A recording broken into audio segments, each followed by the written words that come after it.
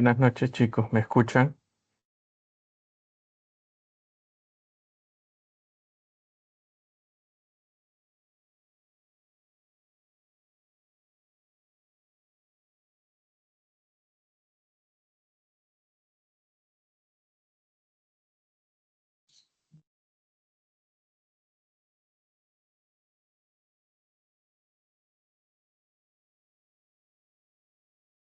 Chicos, ¿me escuchan?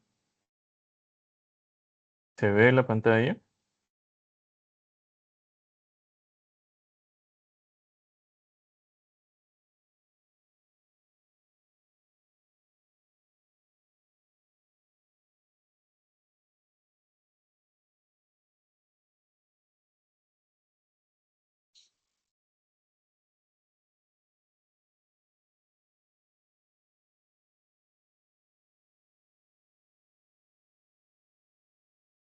Chicos, ¿me escuchan? ¿Pueden ver la pantalla, sí o no?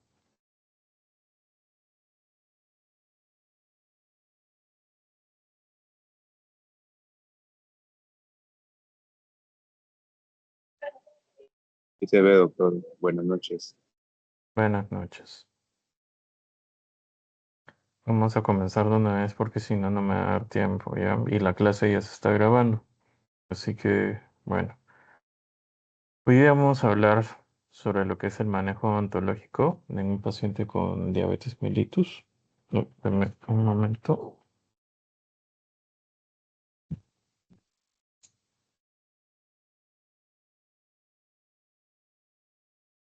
Oye, Siri, alarma 8:30. Listo. Ya, ahora sí. A ver, chicos, hoy día vamos a hablar sobre lo que es el manejo odontológico del paciente con diabetes mellitus, como estuvimos conversando el día de ayer. La diabetes mellitus es una de las enfermedades que sí o sí cualquier odontólogo va a ver dentro de, bueno, va a ver con cierta regularidad en su consulta. Es una de las enfermedades endocrinológicas más prevalentes, con mayor tasa de morbilidad, así que sí o sí es importante que ustedes sepan cómo manejar este tipo de pacientes. Entonces, tenemos que en sí, la diabetes no solamente corresponde a un solo tipo de enfermedad, sino a todo un grupo heterogéneo de trastornos metabólicos endocrinológicos en sí, que van a estar caracterizados por la presencia de una hiperglucemia crónica mantenida en la ausencia de tratamiento. ¿Esto qué quiere decir?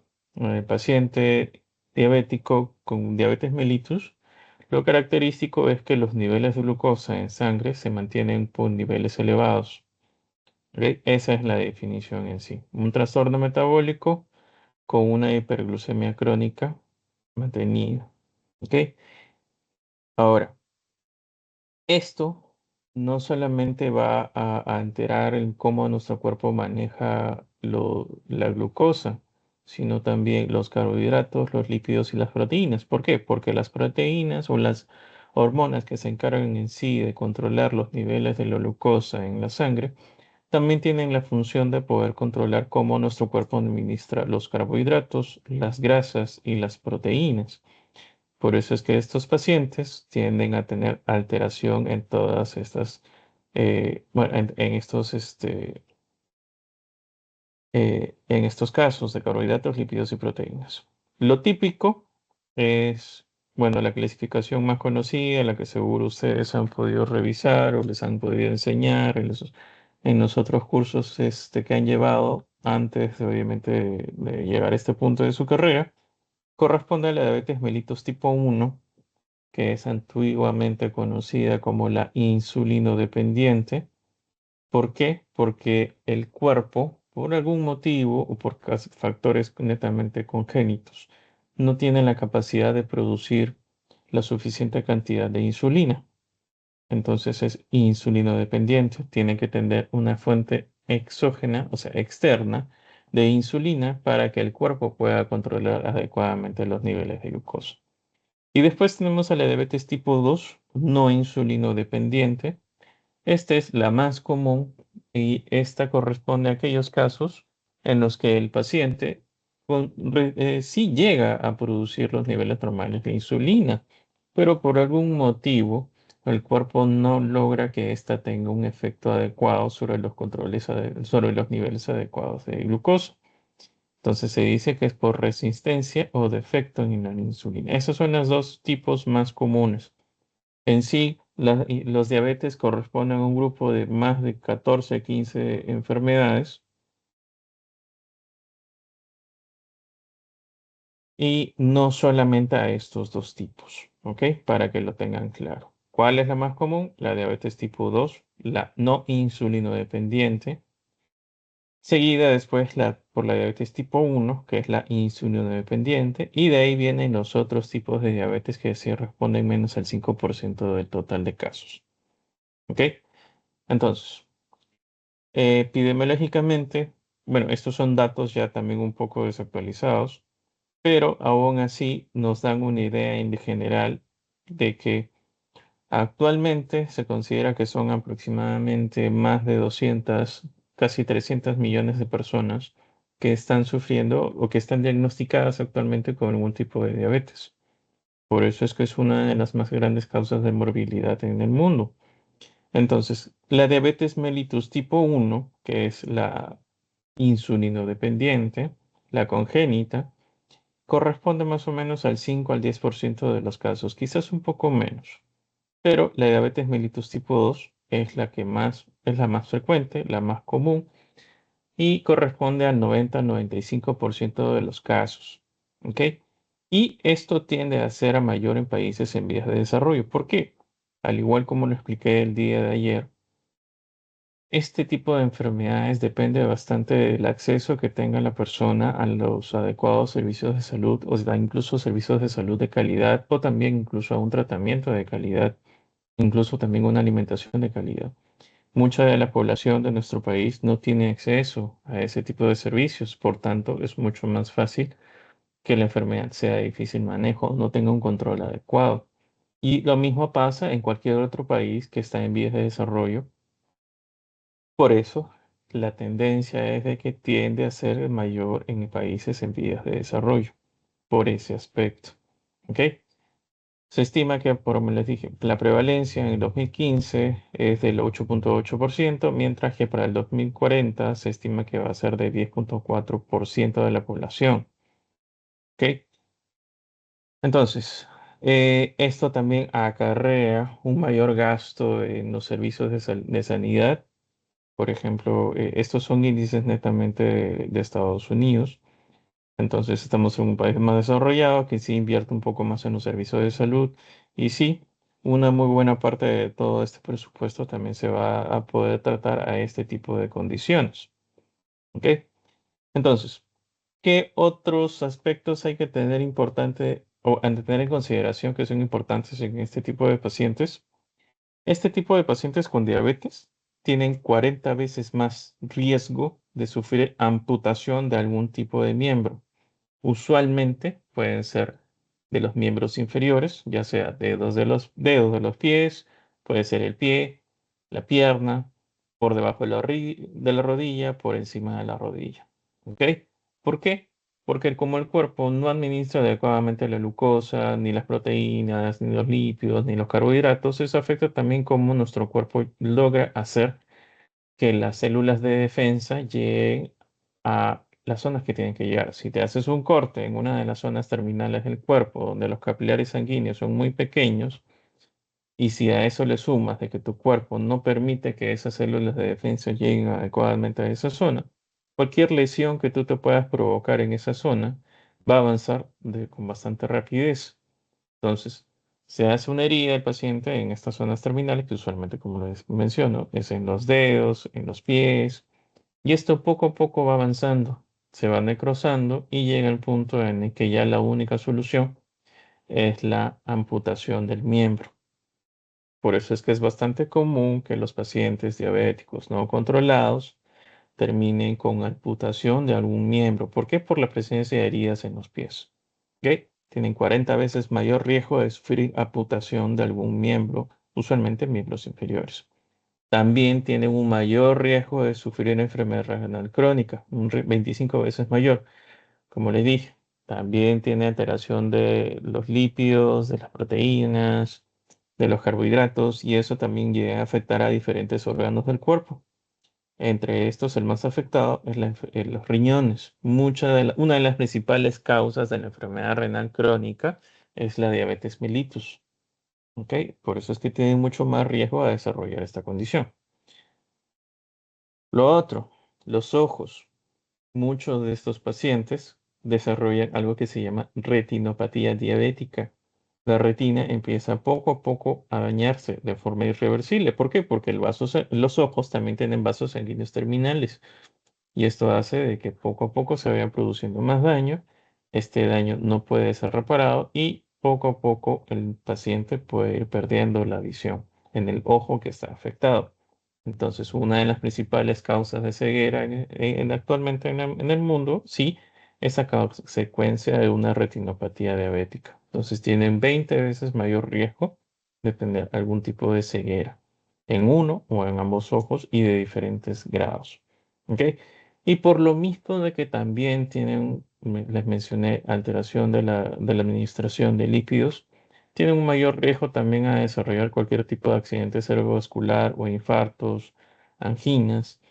¿Ok?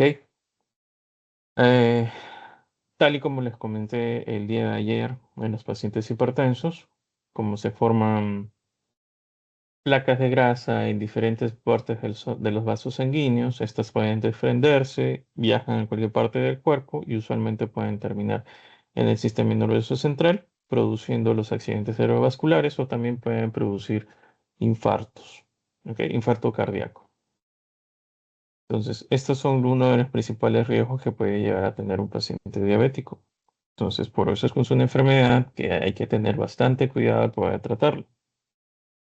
O si es que alguno de ustedes es diabético, o sí, alguno de ustedes tiene un paciente, una familiar que es diabético, es importante que siempre lleven sus controles. ¿Por qué? Porque las consecuencias que pueden tener el paciente que no tiene una diabetes controlada pueden ser bastante severas.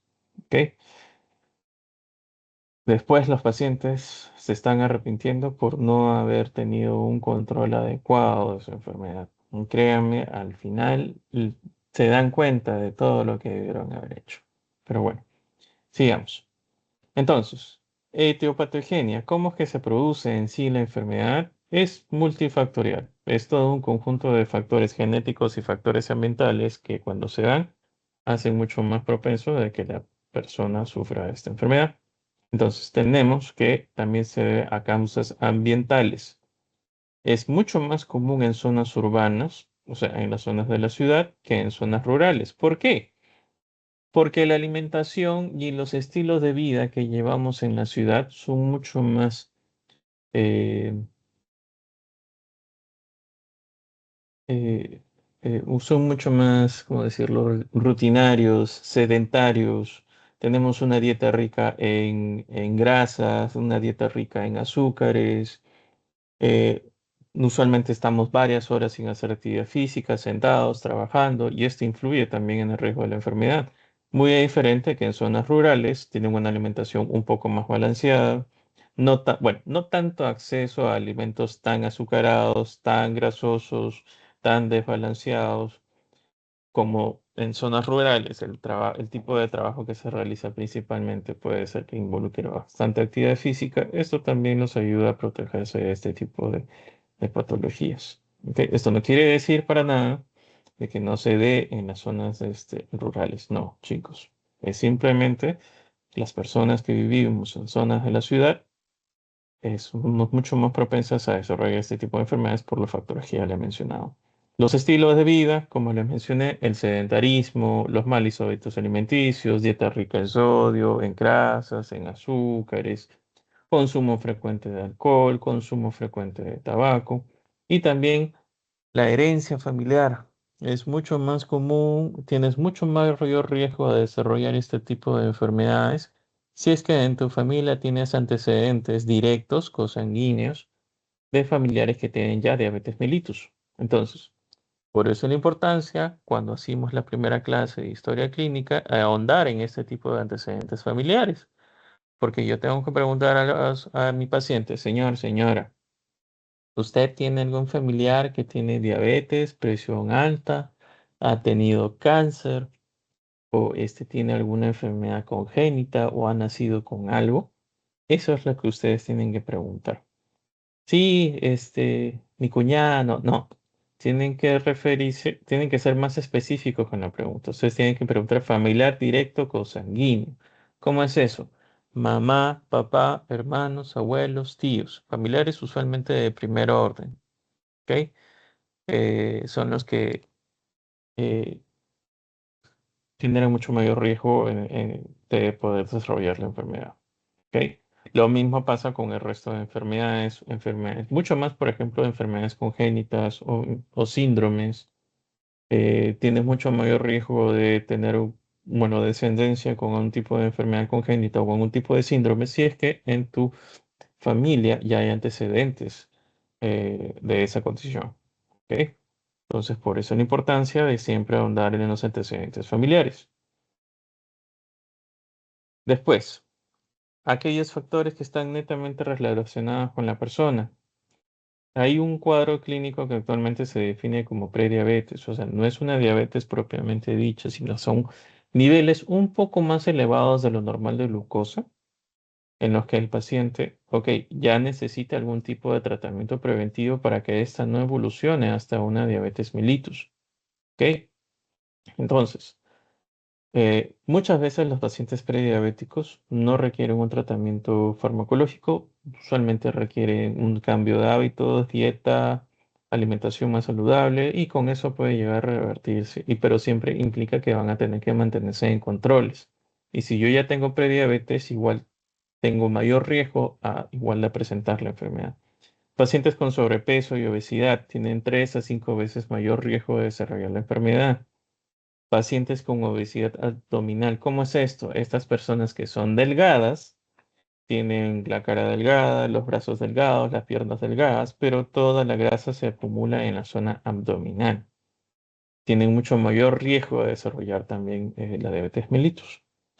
Aquellos que tienen un perímetro mayor a 88 en el caso de las mujeres y un perímetro, bueno, o sea, de la cintura, mayor a 102 en los hombres, 102 centímetros en los hombres. Tiende a ser más común a desarrollarse en pacientes asiáticos, afrodescendientes, bueno, en nuestra región también. Es mucho más común que se desarrolle en pacientes mayores de 40 años, pacientes también que tienen alteración o niveles elevados de lípidos en sangre, o también aquellos pacientes que tienen antecedentes de enfermedad cardiovascular. ¿No? También está descrito lo que es la diabetes gestacional, que es los niveles elevados de glucosa cuando la mujer está gestando. Entonces, se estima que más o menos las mujeres que han cursado con un cuadro de diabetes gestacional, aproximadamente un 30% de esos casos van a evolucionar a una diabetes mellitus. ¿Ok? Macrosomía, aquellos bebés que nacen de una madre que es diabética o ha tenido una diabetes gestacional, usualmente tienen incluso mayor riesgo también de desarrollar la enfermedad y también nacen con un peso y un tamaño un poco mayor en comparación de los niños de la misma edad gestacional. La acantosis nigricans también son estas manchas que se suelen ver. Esto no es mugre, por si acaso, no es que el paciente no se ha bañado. Son estas manchas, estas pigmentaciones que suelen aparecer en la zona de los pliegues de los dobleces de la piel. ¿Cómo es eso? Pueden aparecer en el cuello, en las axilas, en la ingle, en el abdomen, en cualquier zona de los pliegues de la piel. ¿Ok? ¿Esto es exclusivo de la diabetes? No. Es usualmente más asociado a diferentes trastornos endocrinológicos, pero muchas veces, si es que el paciente tiene todos los otros factores de riesgo que le he mencionado, sobrepeso, sedentarismo, mayor a 40 años, antecedentes familiares, y ya ustedes lo ven, y a la hora de la hora ven que el cuello está con estas pigmentaciones medias raras que no son, que no se desprende, que no se limpia, esas acastotis nígricas, es bastante probable que su paciente también tenga diabetes, para que lo tengan en cuenta. ¿Ok?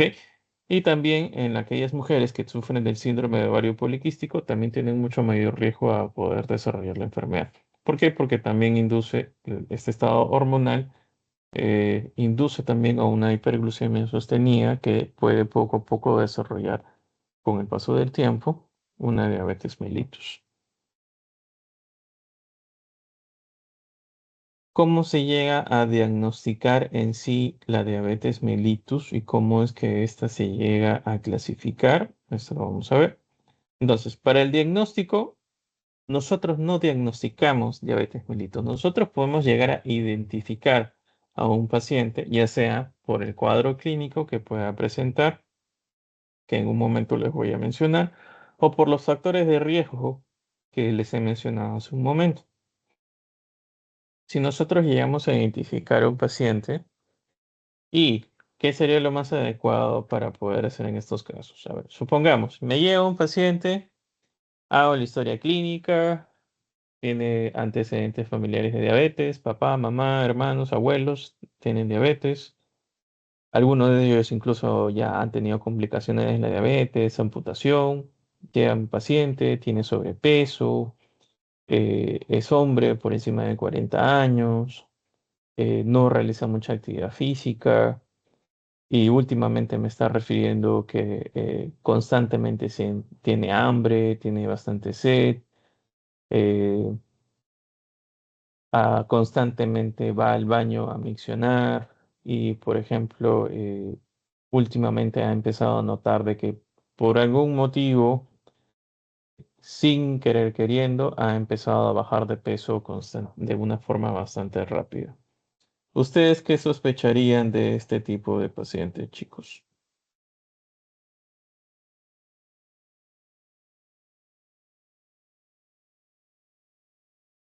¿Chicos están o no están?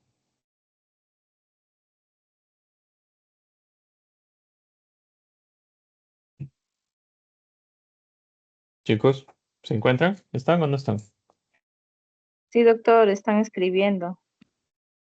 Lo que pasa es que yo necesito que me puedan así abrir el micrófono porque en esta plataforma es bastante complejo el entrar y ver el chat y todo. Si es que pueden abrir el micrófono, me serviría de más. Doctor, sería la diabetes mellitus tipo 2, porque es las 3P, poliuria, polifagia, polidipsia. ¿Y qué haces ahí? ¿Lo mandas de frente primero al paciente con el médico o le sacas aunque sea algún examen?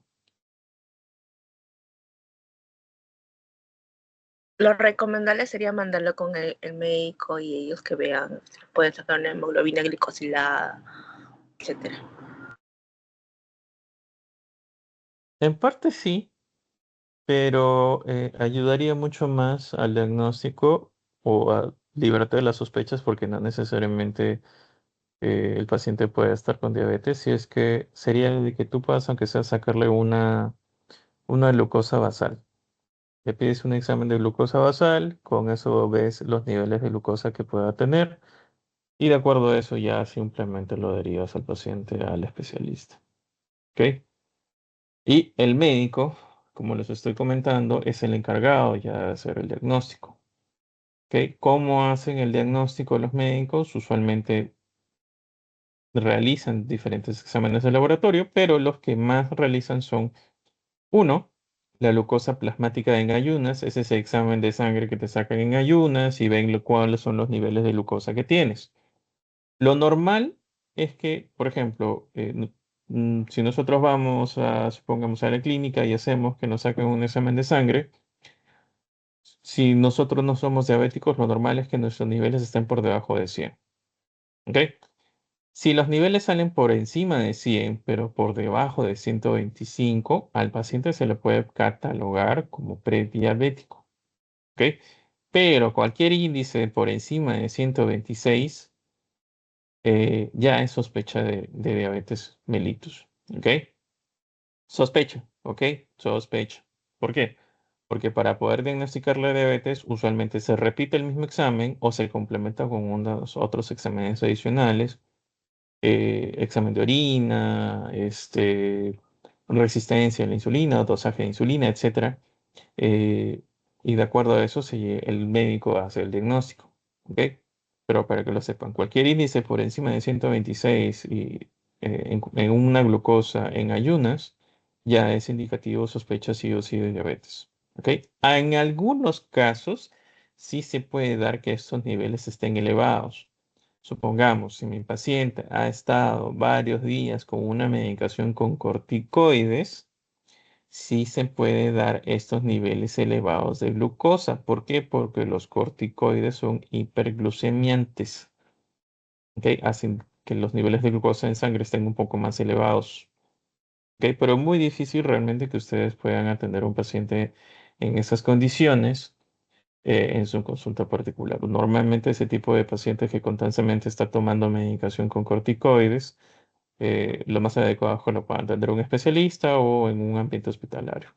¿Ok? Pero para que lo tengan en cuenta. Una glucosa plasmática 2 horas postprandial. ¿Esto qué se refiere? Al paciente se le administra cierta cantidad de alimento o una bebida bastante azucarada y al momento de sacarle el examen, lo normal es que los niveles de glucosa estén por debajo de 140 miligramos por decilitro. Los niveles que estén entre 140 hasta 199 los podemos catalogar como una prediabetes, pero cualquier paciente en que una glucosa postprandial esté por encima de 200 miligramos por decilitro se considera ya con diabetes mellitus o ya de alta sospecha de diabetes mellitus. Lo mismo con una glucosa casual. Si en cualquier momento del día hayas comido, cenado, desayunado, lo que tú gustes, y te sacan una glucosa en ese momento y si los niveles están por encima de 200, y aparte tienes más signos y síntomas de la enfermedad, sí, ya es bastante sospechoso o alta sospecha de diabetes mellitus. ¿Ok? Ahora, ¿cuál es la diferencia de esta que dice HbA1c? Esto se refiere a la hemoglobina glicosilada. ¿Qué es la hemoglobina glicosilada? En sí es la cantidad de glucosa que está contenida dentro de los eritrocitos. ¿Ok? Esta prueba es un poquito más confiable en comparación de las otras. ¿Por qué? Porque los pacientes con diabetes son bien tramposos. Ya saben exactamente cómo falsear a veces la información. Ya saben, por ejemplo, que han hecho un desmadre con su medicación, no toman su medicación, han comido lo que han querido, no se dieron las indicaciones, pero ya saben que en 2 días le tocan su examen con el médico. ¿Qué es lo que hacen? Se matan de hambre, no comen 1 o 2 días, de tal manera que los niveles de glucosa les salgan por debajo de lo normal. O sea, dentro de lo normal, mejor dicho. Pero este índice no se puede variar. ¿Por qué? Porque esta es la glucosa que está contenida dentro de los eritrocitos, está unida a la hemoglobina, por eso se llama hemoglobina glicosilada. Entonces, estos niveles nos indican exactamente cómo es que va el curso, o qué tan buen control tiene el paciente, o qué tan buen control está, bien controlada está la enfermedad. Lo normal es que la hemoglobina glicosilada en un paciente no diabético esté de 5,6%. ¿Ok? Y un paciente diabético normalmente maneja índices por encima de 6,5%. ¿Ok? Bastante fácil, es al revés. 5,6, 6,5. Y todo ese índice que está en medio se considera como prediabetes. ¿Ok? Entonces, ¿y esto para qué me sirve, doctor? O sea, pero si yo no voy a diagnosticar nada. Sí, es cierto, nosotros no vamos a diagnosticar diabetes, pero para saber exactamente qué tan buen control tiene el paciente o qué tan bien controlada está su glucosa, lo mínimo que nosotros debemos verificar o pedirle al paciente, si es que vamos a hacerle un procedimiento odontológico, mucho más si son extracciones, es saber en cuánto está su glucosa basal y en cuánto están sus niveles de hemoglobina glicosilada. ¿Ok? No para que ustedes lo diagnostiquen. Si el paciente Y está diagnosticado y todo, lo más adecuado sería un paciente diabético, mucho más si le van a hacer un procedimiento invasivo, como les menciono, es que pidan esto o que les traigan su último examen, porque los pacientes diabéticos constantemente le están sacando estos exámenes, saber en cuánto están. Doctor, pero acá yo no veo la glucosa capilar que se saca el paciente en su casa. La glucosa capilar, ese aparatito que está Si no me equivoco, lo he puesto. Este de acá no sirve para el diagnóstico. ¿Ok? No es un tipo de examen altamente confiable para poder hacer el diagnóstico de la enfermedad. ¿Sirve? Sí, pero sirve para que el paciente pueda mantener un buen control en casa. ¿Ok? Pero para que tú lo puedas diagnosticar, no. Si tú quieres tener un glucómetro en tu consultorio, ¿te sirve? Sí, sí te servirá para saber exactamente cómo está yendo o cuáles son los niveles de glucosa basal, de glucosa en sangre que presenta tu paciente en ese momento exacto que le estás tomando el examen. Pero ¿por qué no sirve para el diagnóstico, doctor? Porque estos aparatitos fácilmente se descalibran. Y segundo, requiere de que la persona que vaya a hacer el examen sepa exactamente cómo realizarlo, porque créanme, hay pacientes que se le dan las indicaciones bien claras de cómo realizarlo y no lo hacen. ¿Ok? Se le dicen, tienen que hacerte un pinchetito, con una lanceta, te haces una pequeña punción en el pulpejo de un dedo y dejas que una gota de sangre cargue sobre la tira y esto es lo que metes dentro del glucómetro y te da el resultado. Hay muchos pacientes que no saben exactamente ni siquiera cómo utilizar este examen. O segundo, de repente nunca lo utilizan, el aparato se descalibra, o por último, las tiras que se utilizan para medir que son específicas para este aparatito, de repente son de otra marca y no te da un índice adecuado. O también puede suceder de que hasta las tiras, como no las utiliza el paciente, ya están vencidas. Cualquier producto que esté vencido, obviamente no te va a dar unos índices adecuados. Entonces, por eso es que no es un examen que te ayude a diagnosticar. ¿Que te pueda servir en tu consultorio? Sí, ¿ok? Pero es mucho más confiable si tú lo mandas a un laboratorio que obviamente tiene unos estándares de calidad para poder realizar los exámenes y te dice exactamente cómo se encuentra el paciente, ¿ok? Lo mismo, como les mencioné, los criterios de diagnóstico para la diabetes, ¿qué es lo que hacen los médicos? Bueno, nosotros simplemente referimos al paciente, si alguno de estos exámenes está elevado o alterado, lo que hace el médico es o repite la misma prueba o ya empieza a hacer otros exámenes adicionales, como les dije. Evalúa la presencia de daño a órganos diana, evalúa un poco más los antecedentes familiares, también de repente mide los niveles de glucosa que se están botando a través de la orina o algunas otras pruebas exactamente. ¿Ok? Pero recuerden, el diagnóstico lo hace un médico general, un endocrinólogo o de repente el geriatra, dependiendo de si es un paciente adulto mayor. De igual manera, el manejo. La mayoría de estos pacientes, como les mencioné en la clase de ayer, si es que no tienen acceso a un adecuado servicio de salud, va a su posta y el médico general de la posta es el que le hace el control.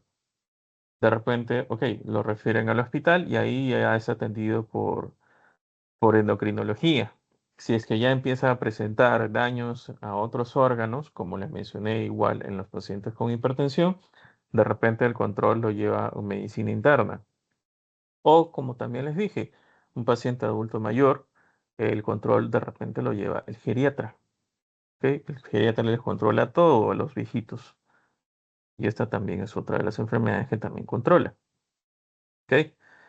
Entonces, como les dije, ¿cuáles son los valores que yo tengo que tener en cuenta? Los valores mayores a 126 miligramos por decilitro en la glucosa basal, valores mayores a 6,5% en la hemoglobina glicosilada, el test de tolerancia oral a la glucosa, valores mayores, es lo que le dije, la glucosa postprandial, son valores mayores a 200 miligramos después de administrar 75 gramos de glucosa vía oral al paciente. ¿Ok? Y esto es más o menos 2 horas después. Y una glucosa al azar, cualquier valor que sea por encima de 200 miligramos por decilitro. ¿Ok? Para que lo tengan en cuenta. Y los criterios de diagnóstico para la prediabetes, todos estos índices que se encuentran por encima de lo normal, pero no lo suficiente como para ser considerado ya diabetes. ¿Esto qué quiere decir? Índices entre 100 miligramos por decilitro hasta 125 miligramos por decilitro en el caso de la glucosa basal. En el caso de la glucosa postprandial o el test de tolerancia oral a la glucosa, entre 140 hasta 199. Y los índices de hemoglobina glicosilada de 5,7 hasta 6,4%. ¿Ok? ¿Qué otros factores de riesgo yo también tengo que, bueno, evalúan también los médicos para llegar al diagnóstico? Los antecedentes de diabetes mellitus gestacional durante la gestación, los antecedentes familiares de primero o segundo grado, la raza, como les dije, nativos americanos, afrodescendientes, las personas latinas, los asiáticos o los que viven en las islas del Pacífico, tienen mucho más riesgo o son mucho más propensos a sufrir la enfermedad. Esto no quiere decir que las personas de raza blanca no tengan diabetes, no. Epidemiológicamente son menos propensos a desarrollarlo. ¿Ok?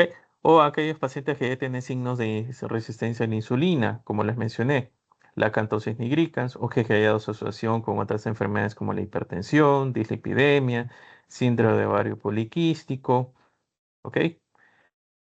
O también o partos prematuros. Con respecto a la clasificación de esta enfermedad, hay diferentes sistemas de clasificación.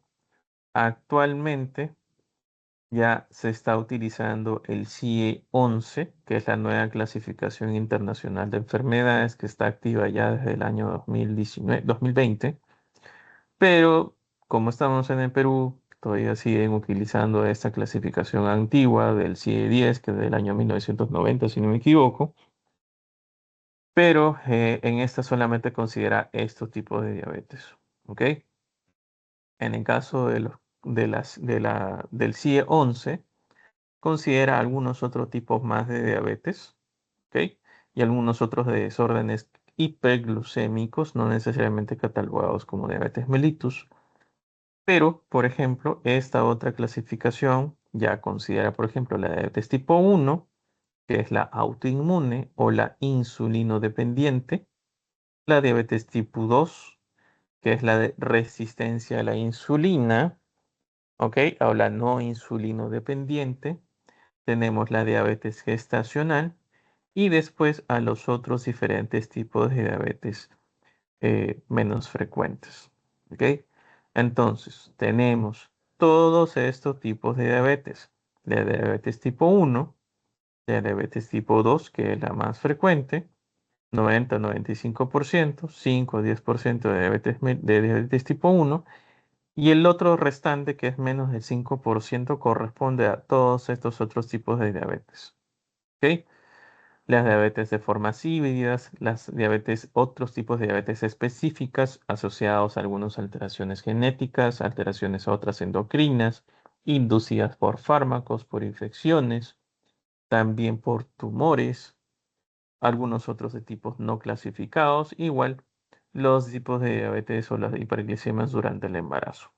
¿Ok? Pregunta para ustedes, chicos. ¿Dónde se produce la insulina? ¿En qué parte del cuerpo?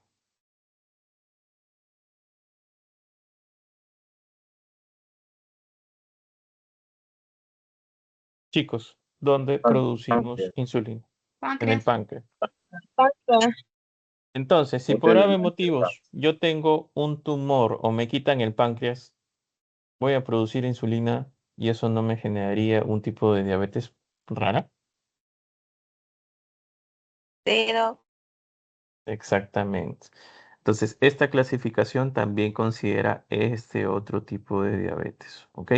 Así que no se queden solamente con que son diabetes tipo 1 y 2. No, son todos estos tipos. Miren, son 1, 2, 3, 4, 5, 6, 7, 8, 9, 10, 11, 12, 13, 14 diferentes tipos de diabetes, ¿ok? ¿Cuál es la más común? La diabetes mellitus tipo 2.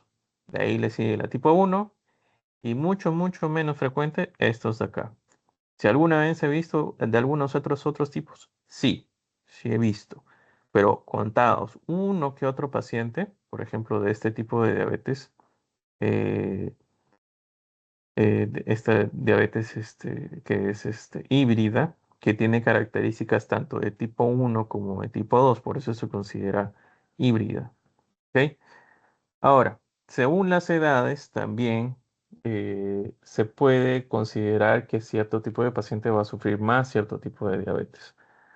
Pero actualmente debido al estilo de vida que nosotros estamos llevando, es mucho más frecuente encontrar pacientes pediátricos con sobrepeso y que ya incluso ya tienen hipertensión, niños que ya tienen hipertensión arterial, que ya tienen diabetes mellitus por los mismos hábitos de sedentarismo y una dieta rica en grasas, rica en azúcares que tienen.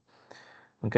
Antes se consideraba, no, la diabetes, la tipo 1 es de los pacientes jóvenes y la tipo 2 es de los adultos. No, ahora esa línea ya se borró. ¿Ok? Hay pacientes jóvenes, hay pacientes pediátricos ya que tienen diabetes mellitus tipo 2. ¿Ok? Esto es de acuerdo a este tipo de clasificación. Entonces, menor a 6 meses se consideran las diabetes monogénicas o las diabetes mellitus tipo 1.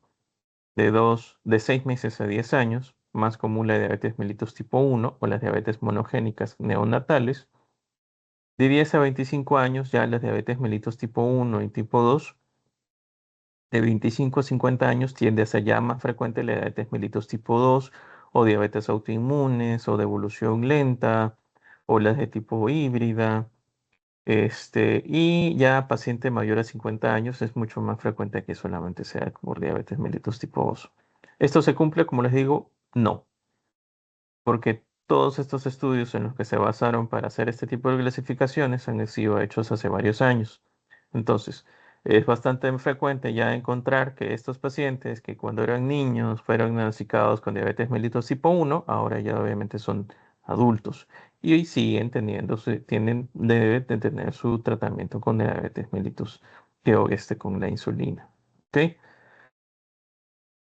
Entonces, hacer un recordar rápido, como les mencioné, la diabetes, la insulina en sí se produce en el páncreas. El páncreas en sí es un órgano, es una glándula exocrina, bueno, exocrina y endocrina, que se ubica detrás del estómago, entre el vaso y el duodeno, va a estar al costado o entre las dos glándulas suprarrenales y a nivel de la vértebra lumbar 1 y 2. ¿Ok? Va a formar parte tanto del sistema digestivo porque va a producir algunas sustancias que nos van a permitir digerir y procesar los alimentos y también parte del sistema endocrino. ¿Por qué? Porque va a actuar, como les digo, para poder nivelar los niveles de glucosa en sangre, aumentarlos o disminuirlos. ¿Ok? Por eso es que tiene una función exocrina, que es hacia el sistema digestivo, y endocrina para nivelar los niveles de glucosa. Mide aproximadamente de 15 a 20 centímetros, unos 4 a 5 centímetros de grosor y pesa aproximadamente de 70 a 150 gramos. Ahora, la porción endocrina, que es la que a nosotros nos importa, se estima aproximadamente que la glándula, el páncreas, tiene aproximadamente 1 millón de islotes y cada islote del páncreas va a tener aproximadamente 2.500 células cada uno. Y estos islotes van a estar constituidos cada uno por diferentes tipos de células, como ustedes pueden ver acá. Y cada una de estas células es que van a producir cierto tipo de hormona que va a provocar cierto tipo de efecto sobre la glucosa. Entonces, tenemos que las células tipo alfa, que si ustedes se dan cuenta, están principalmente a la periferia de estos islotes pancreáticos, que corresponden aproximadamente al 20%, van a producir glucagón. Esta hormona es la encargada de elevar los niveles de glucosa cuando se encuentran muy bajos. Libera glucosa. ¿Ok? Y los islotes tipo beta, que van a ser los más numerosos, que corresponden al 60%, son todos estos que están principalmente en la zona del centro, corresponden a las células que nos van a producir la insulina. ¿Ok? Y esta es la que va a actuar cuando nosotros presentamos niveles altos de glucosa. Esta es la que le importa a los endocrinólogos. También tenemos las células tipo delta, que corresponden al 10%, que van a producir somatostatina. Van a ver que son menos frecuentes y van a controlar tanto la secreción de insulina como de glucagón. Y también están otro tipo de células de epsilon que producen grelina, que van a controlar la sensación de hambre, y las de tipo F, que van a producir un polipéptido pancreático que va a simplemente regular la función del páncreas exocrino, que para este caso no nos va a interesar mucho para los fines de esta clase ni de la patología de la que estamos hablando. ¿Ok? Entonces tenemos la insulina. Así es la forma de la insulina, la proinsulina, antes de que sea una forma completa. Va a tener, es básicamente una proteína, un conjunto de una cadena de proteínas. Está constituida por 21 cadenas alfa, 21 cadenas beta. En la cadena A tiene 21 aminoácidos. En la cadena B va a tener 30 aminoácidos y va a estar unido por 3 puentes disulfuro, que son, esta es la cadena B, esta es la cadena A, y esto que ustedes ven acá en S corresponde a las cadenas disulfuro, porque disulfuro tiene dos moléculas de sulfuro que van a constituir ese puente. ¿Ok? La insulina en sí es esto de acá, esta de acá y esta de acá. ¿Y qué se supone que es esto? Es simplemente una cadena de aminoácidos que después de todo este procesamiento, nuestro cuerpo la va a eliminar. ¿Y esto sirve a los endocrinólogos? Sí, porque todo esto se produce en conjunto y en la última fase de la formación de la insulina, esta cadena se desprende.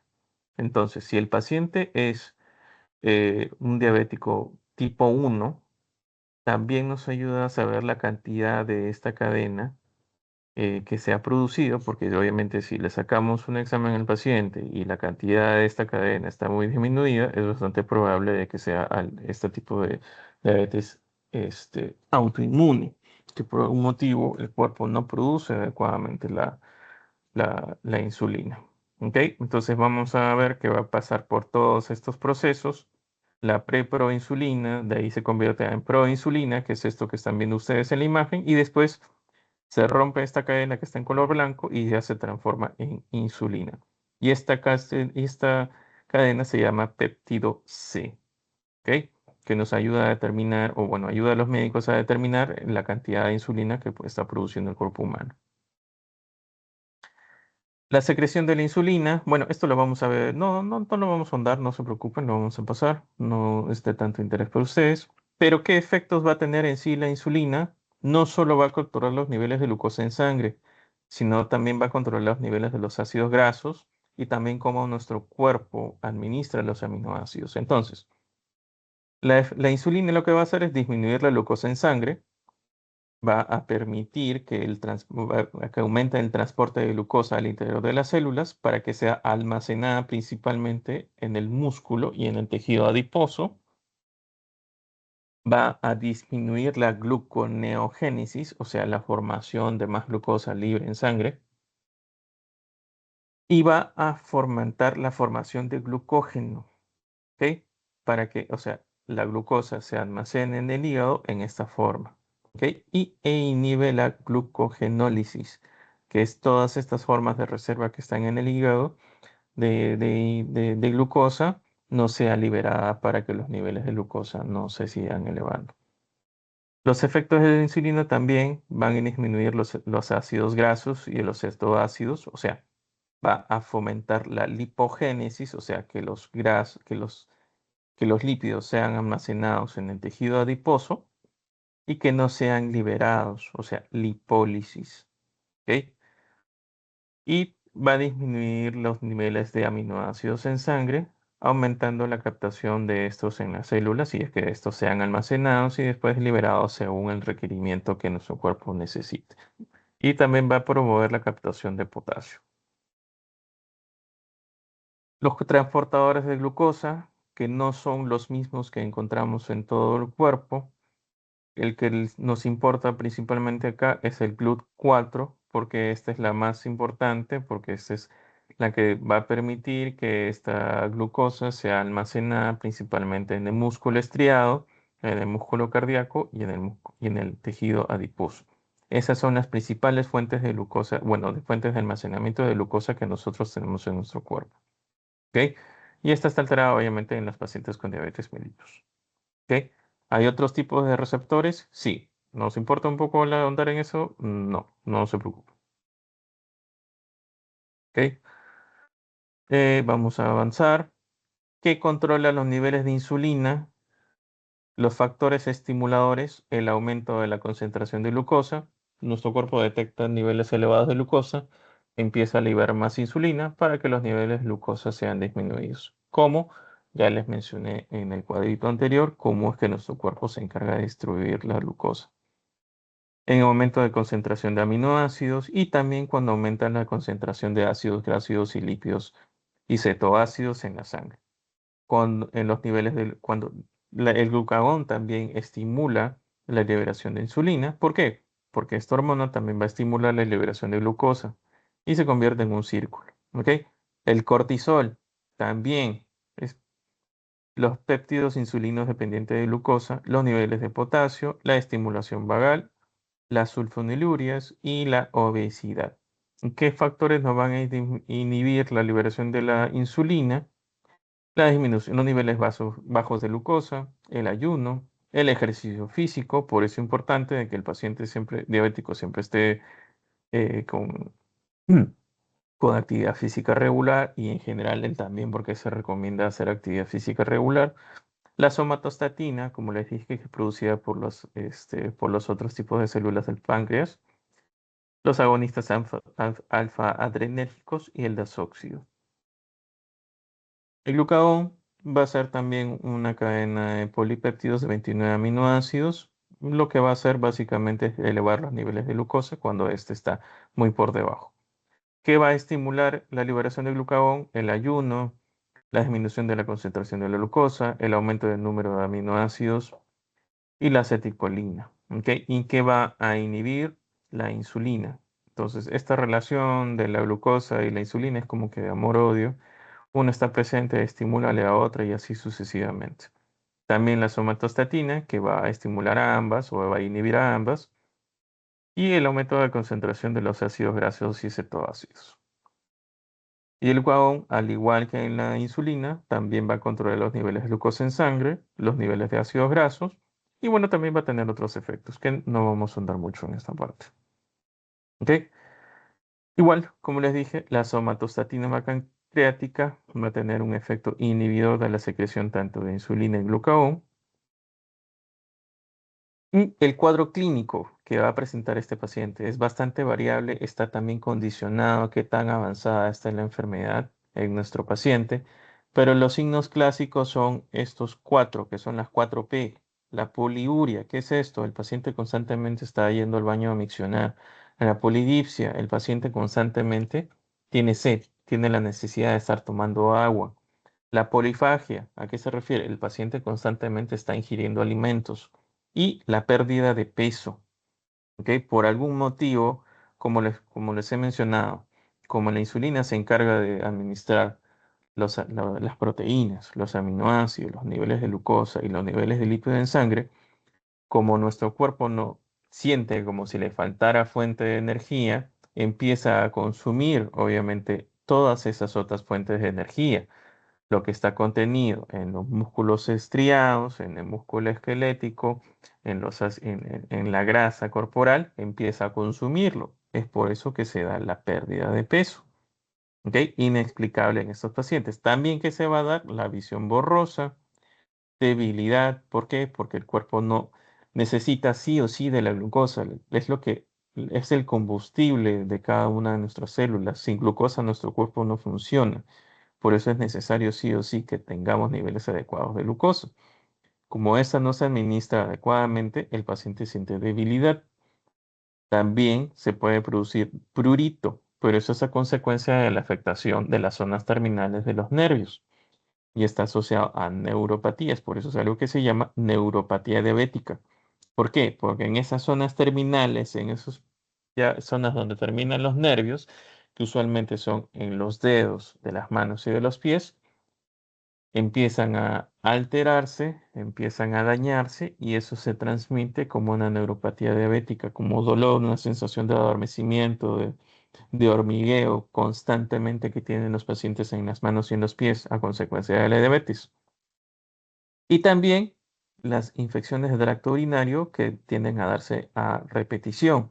¿Por qué? Porque el paciente diabético tiene una alteración de todo su sistema inmunológico que lo hace mucho más frecuente a infecciones recurrentes.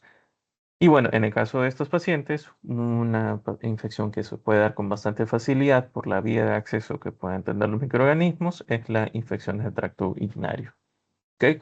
Pero no se olviden los signos clásicos: poliuria, polidipsia, polifagia y pérdida de peso. Esas 4 P, si están presentes en su paciente y tienen los factores de riesgo, es bastante seguro que esté con diabetes mellitus.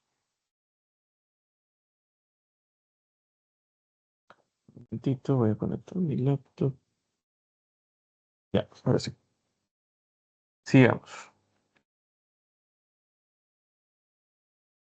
¿Qué otros exámenes adicionales puede pedir el médico general? Bueno, un examen completo de orina para ver si es que está liberando ciertas cantidades de glucosa por la orina.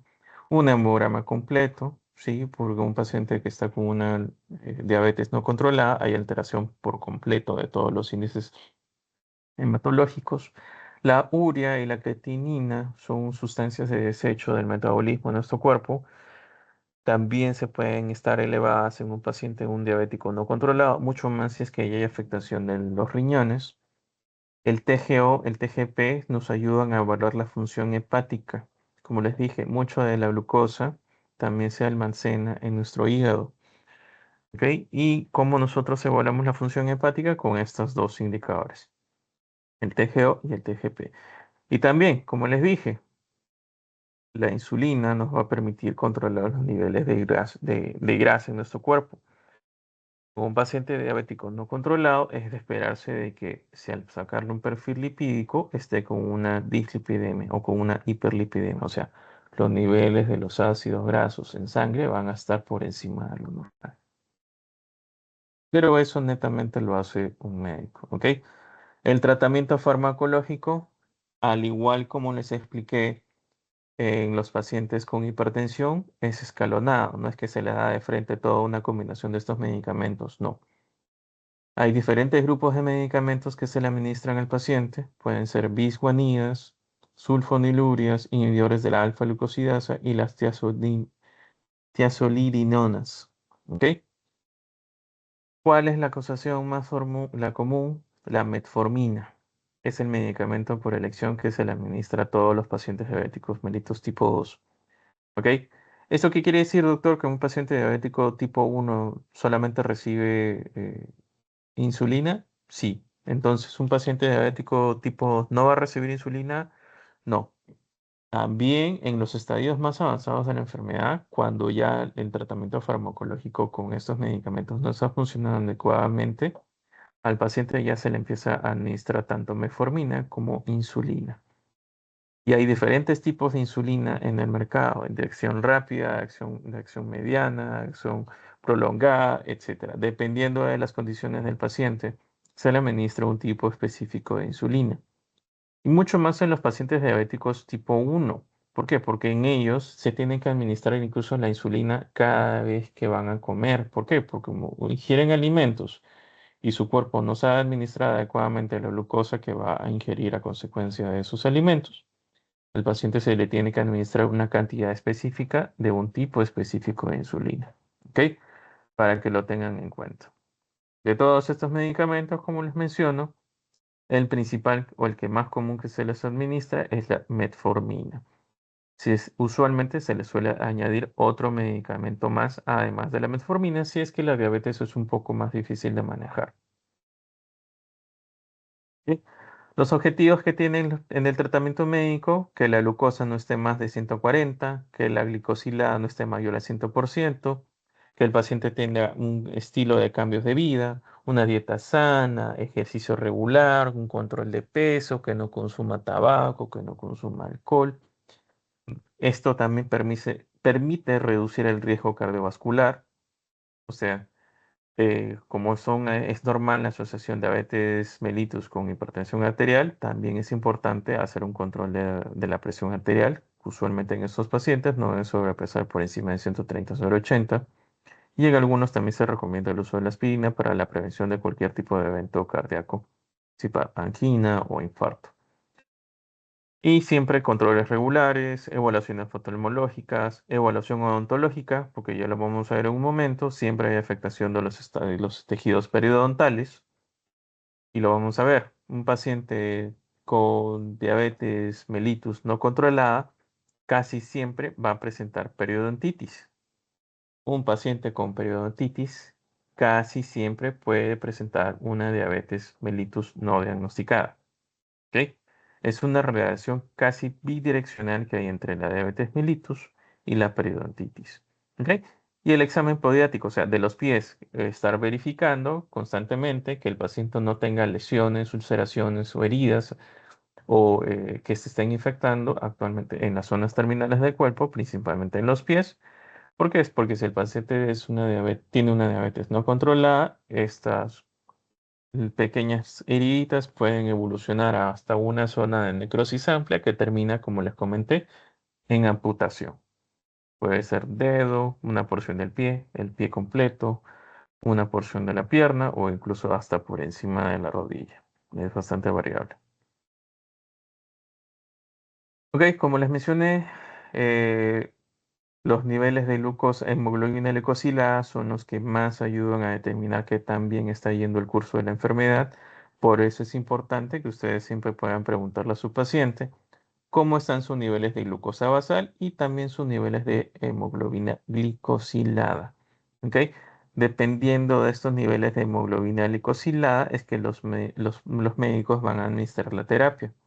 Aquellos pacientes que se encuentran asintomáticos y sus niveles están no más allá de 6,5%, usualmente solamente utilizan un tipo de medicamentos. Aquellos pacientes que tienen niveles un poco más elevados, de repente utilizan metformina asociada con otro medicamento más. Y aquellos pacientes que ya tienen niveles muy elevados de hemoglobina glicosilada, se les administra una terapia triple o incluso, como les mencioné, ya insulina. ¿Ok? Las complicaciones, las cataratas, las neuropatías diabéticas, mayor predisposición a infecciones, que esos son microangiopatías o macroangiopatías, ahorita los vamos a mencionar. Como les dije, engrosamiento de las membranas basales y depósito de tejidos grasos en los vasos sanguíneos. Microvasculares se refieren a aquellos pequeños vasos sanguíneos y esto te puede producir retinopatía diabética, o sea, en el ojo, neuropatía, que usualmente sucede en las zonas terminales del cuerpo, como son los dedos, de las manos y de los pies, y las nefropatías, o sea, en los riñones. Y las macrovasculares, mayor riesgo de complicaciones de infartos, de accidentes cerebrovasculares, o también cualquier tipo de evento vascular periférico. ¿Ok? Con respecto a lo que es diabetes mellitus y odontología, ¿qué manifestaciones orales nosotros vamos a ver en un paciente diabético? Lo clásico que se llama aliento cetónico, que es un aliento bastante como que medio dulce, como un olor a manzana acaramelada, que es que lo describen en los libros, que suelta el paciente. ¿Por qué? Los niveles de glucosa están tan elevados por encima de 160 miligramos por decilitro, que el cuerpo incluso ya empieza a eliminar estos cuerpos cetónicos. ¿Por qué? Porque estos niveles elevados de glucosa empiezan a degradarse, se producen unas sustancias de desecho, que son los cuerpos cetónicos, y estos cuerpos cetónicos, nuestro cuerpo empieza a eliminarlo también a través de nuestra vía aérea. Y esto se manifiesta como el aliento cetónico. Entonces, pacientes que tienen un aliento cetónico usualmente está asociado a un mal control glicémico. Usualmente es más común en pacientes que tienen niveles de glucosa basal por encima de 160 miligramos por decilitro. ¿Ok? Retraso en la cicatrización. Como les dije, no hay una buena llegada de las células de defensa en nuestro cuerpo. Esto hace de que el paciente tenga un mayor riesgo de que estas lesiones que se forman o se infecten o tengan una cicatrización mucho más prolongada. ¿Ok? También se puede producir atrofia de las mucosas orales, unas mucosas más delgadas, mucho más susceptibles a que les aparezcan úlceras en boca. La lengua también tiende a depapilarse, que se ve como una lengua lisa y brillante, que normalmente la lengua tiene que tener un aspecto aterciopelado. por la presencia de las papilas filiformes. Entonces, como se produce una depapilación, o sea, se desprenden estas papilas de la superficie de la lengua tiene un aspecto liso y brillante y rojizo. ¿Ok?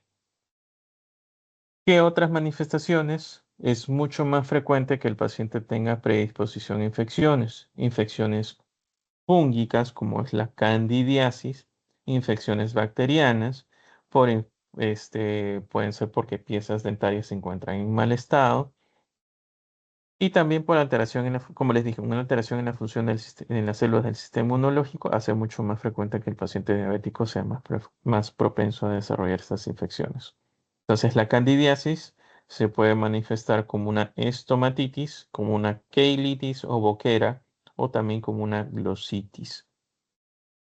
También hay alteración de la función salivar. Hay estudios que ya relacionan la degradación de los ácidos de las glándulas salivales mayores en los pacientes diabéticos, que esto hace de que este tejido poco a poco se vaya degradando y el paciente empieza a producir cada vez menos saliva. ¿Ok? Y esto predispone también que menos saliva, la saliva tiene muchos componentes que nos protegen de ciertos tipos de patologías, entonces hay mayor riesgo de caries dental, mayor riesgo de enfermedad periodontal y un mayor riesgo también a desarrollar una cielodenitis bacteriana, ¿ok? O una infección de las glándulas salivales de etiología bacteriana.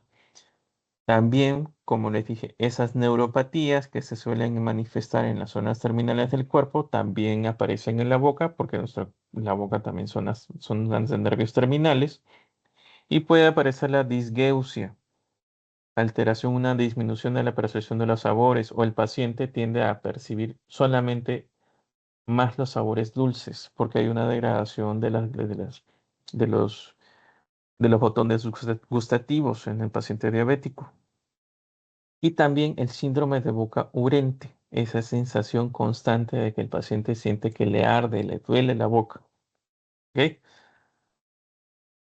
En el caso de la neuropatía diabética, se produce por un incremento de la actividad de los polioles, una glicación de proteínas, acción de la proteína cinasa que hay un mayor estrés oxidativo, hay un mayor déficit de ácidos grasos, como los nervios constantemente requieren estar no renovándose, sino protegiéndose a sí mismos.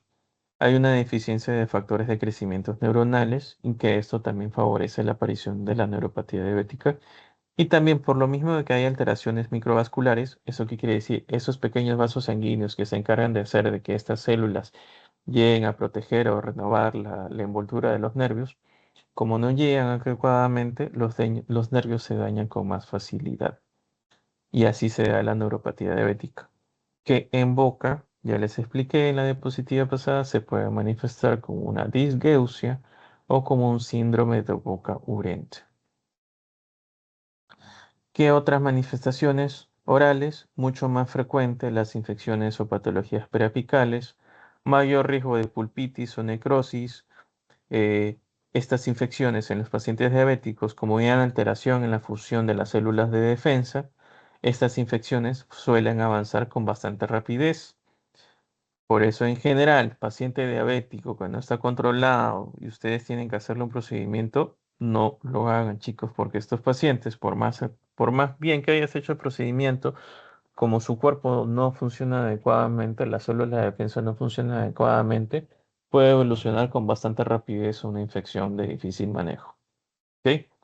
Por eso, las infecciones suelen progresar de una manera más acelerada y también hay una mayor liberación de mediadores de la inflamación, lo que perpetúa este estado de difícil manejo de infecciones en estos pacientes. ¿Ok? Y como les dije, la enfermedad periodontal en los pacientes diabéticos es casi una relación bidireccional. Paciente diabético mal controlado siempre va a presentar enfermedad periodontal. ¿Por qué? Por todas estas alteraciones que les he mencionado. Alteración de los nervios, alteración de los vasos sanguíneos, alteración de la función de las células de defensa. Esto hace que la enfermedad periodontal avance con mayor rapidez y sea más agresiva en estos pacientes. Hay mayor pérdida de inserción, hay una disminución de la respuesta del sistema inmunitario, hay una mayor liberación de sustancias inflamatorias que perpetúan este estado inflamatorio de la enfermedad periodontal, que favorece ya de por sí a los procesos de destrucción de los tejidos periodontales. A su vez, va a inhibir la producción de estas células reparadoras de estos tejidos y como todo esto también va a favorecer que las bacterias periodontopatógenas proliferen con mayor rapidez.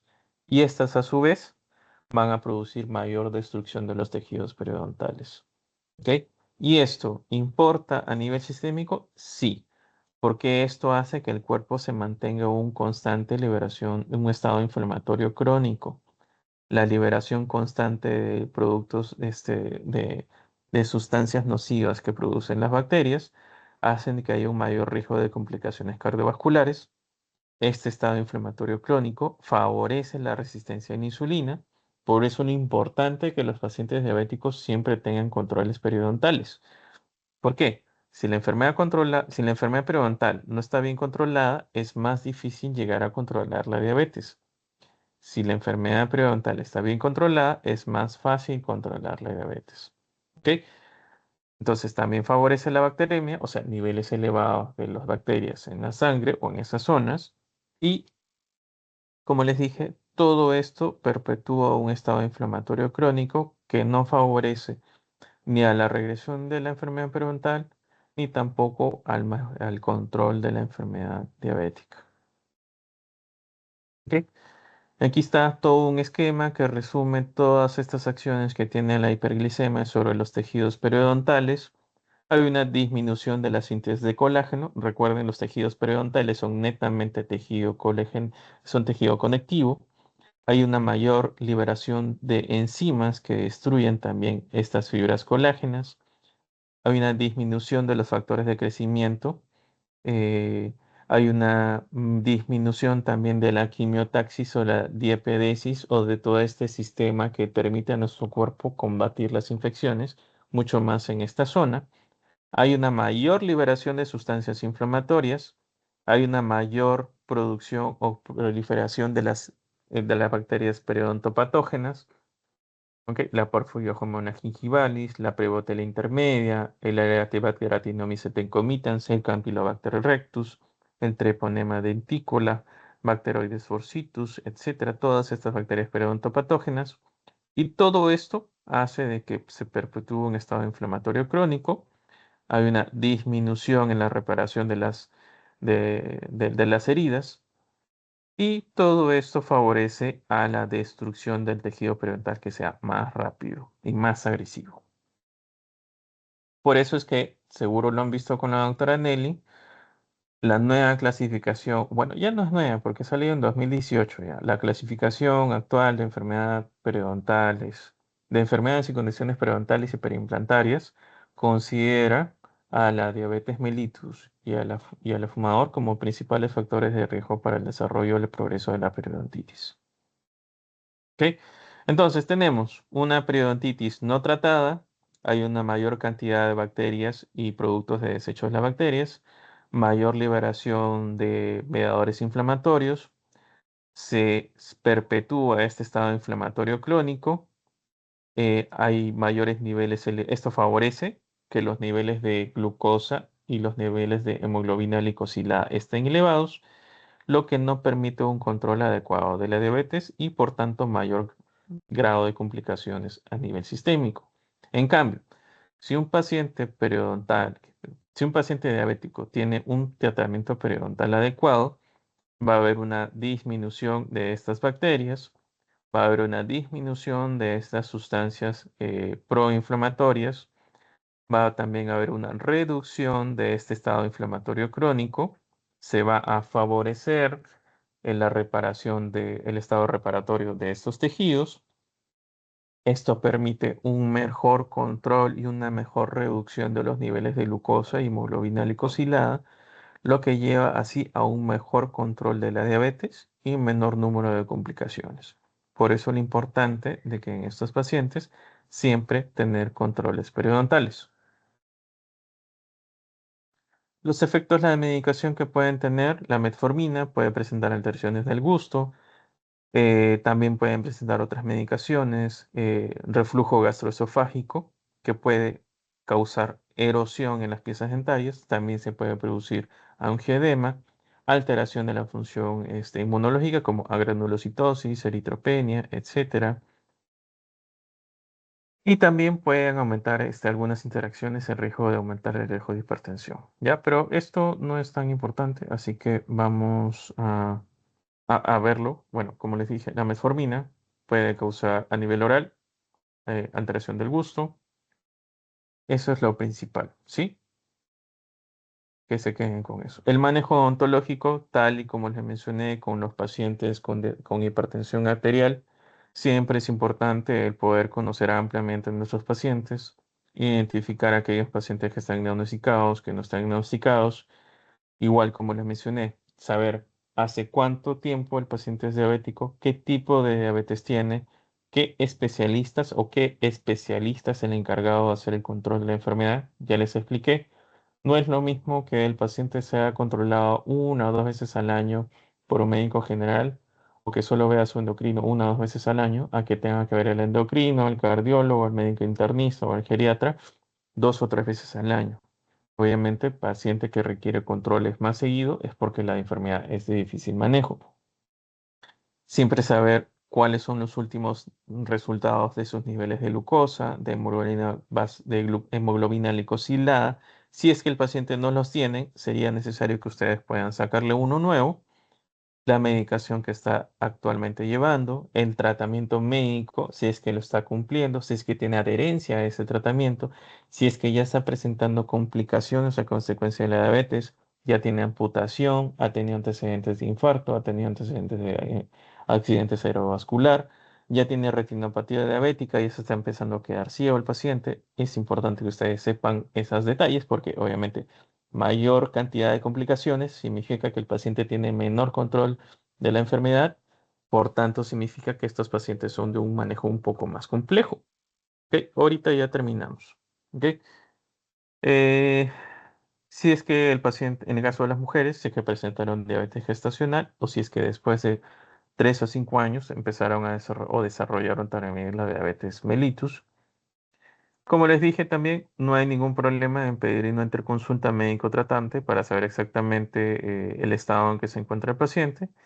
Y en base a todo esto, como le dije, un examen extraoral, intraoral y exámenes complementarios, interconsultas según sea necesario, para nosotros poder elaborar un plan de tratamiento adaptado a las necesidades del paciente. ¿Ok? La prevención en estos pacientes, sí o sí, siempre realizar controles periodontales regulares, una dieta no cariogénica, el uso de enjuagues bucales, favorecer un estado bucal limpio, menor producción menor proliferación de periodontopatógenos o cualquier tipo de bacteria, y obviamente favorece la salud de los tejidos orales y periodontales. El uso del hilo dental, una limpieza adecuada y también adecuada limpieza de las prótesis que pueda tener el paciente. Se recomienda en estos pacientes hacer controles cada 3 meses y siempre sí o sí motivar al paciente que siga su tratamiento y que tenga sus controles regularmente. ¿Ok? Identificar a aquellos pacientes que ya tienen, que de repente no están diagnosticados, que tienen todos los signos sugestivos de la diabetes, como le dije, la polidipsia, la poliuria, polifagia, la pérdida de peso, la presencia de otros factores de riesgo y de acuerdo a eso derivarlo a un especialista, a un médico para que les empiece a dar el tratamiento. ¿Ok? Aquellos pacientes que puedan presentar niveles elevados de glucosa, que son obesos, que son mayores de 45 años, eh, aquellas mujeres que han tenido diabetes gestacional, que han tenido abortos espontáneos, aquellos niños o adultos que nacieron de madres con diabetes gestacional, como les dije, tienen mucho mayor riesgo de desarrollar la enfermedad. Y también hay que identificar a aquellos pacientes que, de acuerdo, si un paciente diabético está mal controlado, va a presentar igual los mismos síntomas y signos que les he mencionado, polidipsia, poliuria, polifagia, Y aparte de eso, como le dije, también el aliento cetónico. Si nosotros podemos llegar a identificar un paciente diabético que está mal controlado, lo más adecuado sería derivarlo al especialista antes de siquiera pensar hacer cualquier tipo de tratamiento. ¿Ok? Ok, chicos. Ya son las 8:28. Uno, podemos dejar la clase en este punto. O lo otro, si es que me dan unos 10-15 minutos más, podemos terminar la clase. Depende de ustedes, chicos. O lo termino en la siguiente clase, o sea, el próximo jueves, o me permiten unos minutos más y terminamos el tema del día de hoy.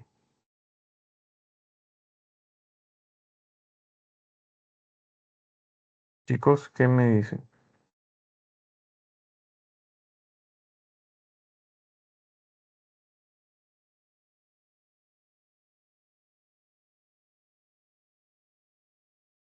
Ay, nomás, doctor.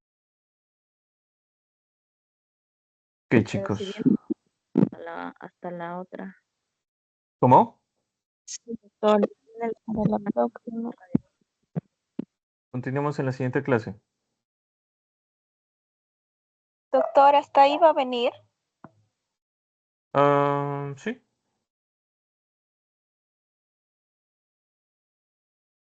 Sí. Porque No, luego nos hacen preguntas. no les he puesto preguntas complejas esta vez, pero para el examen final sí va a venir de todo. De todo lo que leemos hasta la última clase que es el próximo viernes. Lo que pasa es que después nos vienen preguntas adelantadas, doc. O sea, como que se hubieran dado la clase los doctores y no vienen esas preguntas hasta la otra semana. Ya nos ha pasado. Ok. Bueno, les he puesto preguntas hasta el tema de tumores. Sí. Preguntas hasta el tema de tumores odontogénicos.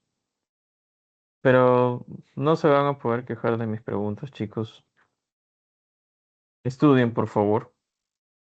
Para el examen final, sí voy a poner sí o sí 10 preguntas del curso que van a abarcar todas las clases que hemos hecho. ¿Ok? Listo, chicos. Entonces, por el día de hoy llegamos hasta aquí. ¿Ok? Que tengan muy buena noche.